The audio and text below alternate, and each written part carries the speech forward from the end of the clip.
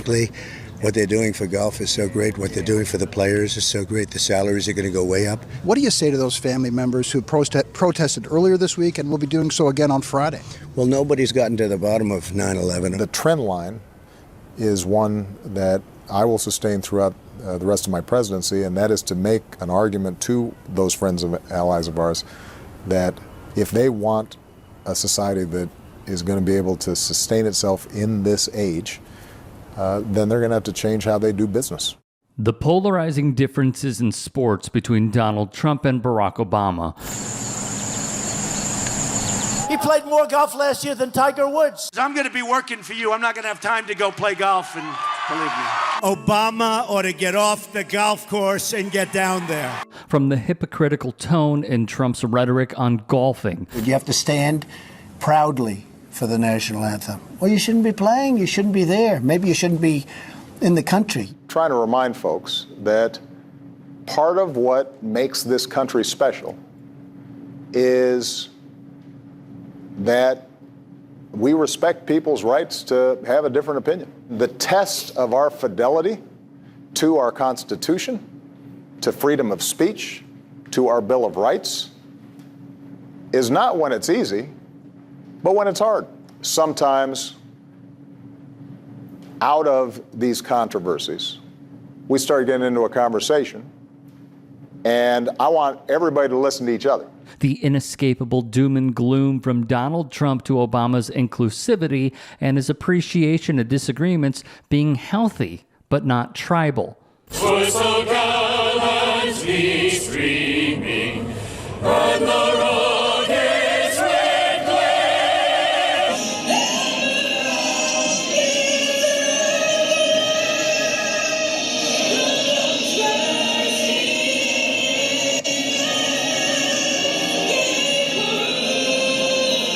Where one man does as Trump desires, yet he cannot abide by his own words. The contrasting styles in the United States' national teams. You guys kind of took the suspense out of it, 10 minutes and then well, that was the it's A, all, that was the A for sure. That's all she wrote. Yeah, it was a heck of a performance. We're also very, very proud and excited to come back to the U.S. with this trophy. Well, listen, it was so much fun to watch, and I want to congratulate you for great coaching, and I want to congratulate Abby and Megan. Way to go. The president responded on Twitter by saying, quote, "Megan should win first before she talks. Finish the job." Trump clapped back at me, and then I didn't have to do any more talking because I won everything. When it came to hosting championship winning teams at the White House, Steph's a pretty good shooter. He was, to use slang, he was clowning.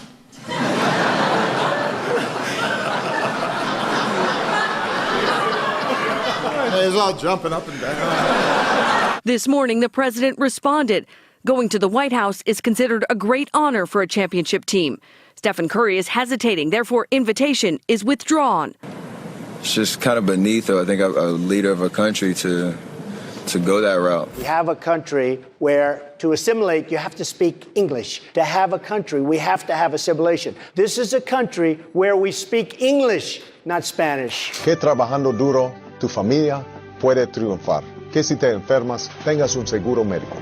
And much, much more. One of the things that I believe LeBron James said best was that Donald Trump uses sports to divide us. He did not have to go after Colin Kaepernick.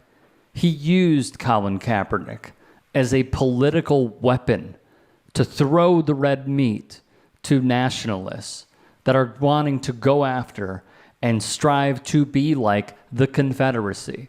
He is using sports to divide us. From Kaepernick, Megan Rapinoe, going after Major League Baseball for moving the All-Star game, not looking at his own party for violating the rights of its own citizens, LeBron James, Stephen Curry, and many others. This is a strategy that he continues to deploy. The big question is, will his loyalists ever see it? Probably not. But if I may, to close this out, isn't it just a breath of fresh air to see a former president, albeit had his shortcomings during his 2 terms, have some sort of decorum, have some sort of professionalism, hold himself to a higher standard instead of, as MAGA says, we love seeing him shoot from the hip. Why? Why would you like to see him shoot from the hip? Or in his own words, he could shoot someone out on the streets of New York City and wouldn't lose a vote.